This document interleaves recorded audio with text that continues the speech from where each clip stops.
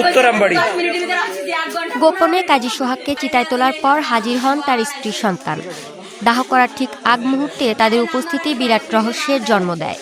ধর্মীয় পরিচয় নিয়ে এই জটিলতার কারণ সোহাগ হিন্দু ছিলেন। তার নাম ছিল সুব্রত পোদ্দার কানু। 21 বছর আগে তিনি ইসলাম ধর্ম গ্রহণ করেন। নিজের নামও বদলে ফেলেন, পরিচিত হন কাজী সোহাগ নামে। তবে সোহাগ বা কানু যে নামেই ডাকা হোক না কেন, তিনি তার মা রীতারানী পোদ্দারের সঙ্গে যোগাযোগ রেখেছিলেন।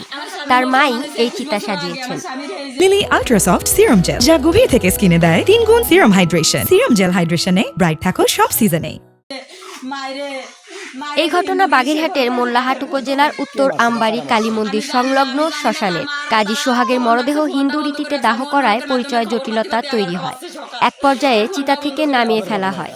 16 এপ্রিল বিকেলে মরদেহের ময়নাতদন্তের জন্য বাগেরহাট জেনারেল হাসপাতালে পাঠানো হয়। আমার স্বামীর নাম হিন্দু মতে হলো সুব্রত পোদ্দার, মুসলমান নাম হলো সোহাগ। এই সোহাগের বাড়ি গোপালগঞ্জে তেঘরিয়ায়। ধর্ম পরিবর্তনের পর গোপালগঞ্জের মাঠলা তেঁতুলিয়া এলাকায় মমতাজ মিমকে বিয়ে করেন তিনি। তাদের সংসারে আব্দুর রহমান নামে একটি ছেলে রয়েছে। তারা খবর পেয়ে মোল্লাহাটের শ্মশানে হাজির হন।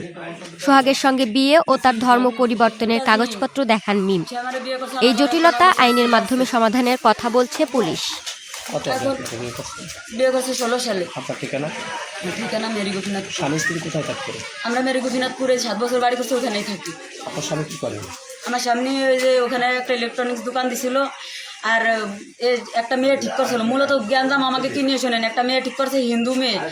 তারা টাকা পয়সা দিতে চাইছে। ওর মা এইটাই জানাই কইছে যে টাকা পয়সা এনে দেবো, ওই মায়ের ছাড়িয়ে দেওয়ার পরে এই মায়ের সাথে বিয়ে দেবো। ও আমাদের সব কথা কই দিচ্ছে যে আর একটা বিয়ে করবো। পরে আমি জানতে পেরে কইছি আমি তাহলে তোমার সাথে সংসার করবো না।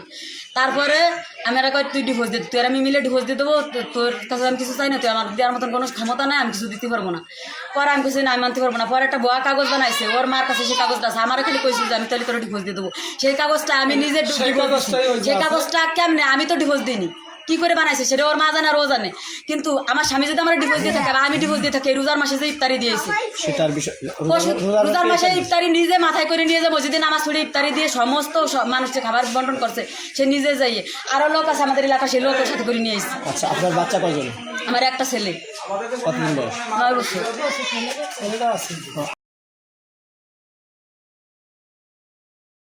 Lily ultra soft serum gel, যা গভীর থেকে স্কিনে দেয় 3 গুণ সিরাম হাইড্রেশন। সিরাম জেল হাইড্রেশনে ব্রাইট থাকো সব সিজনে।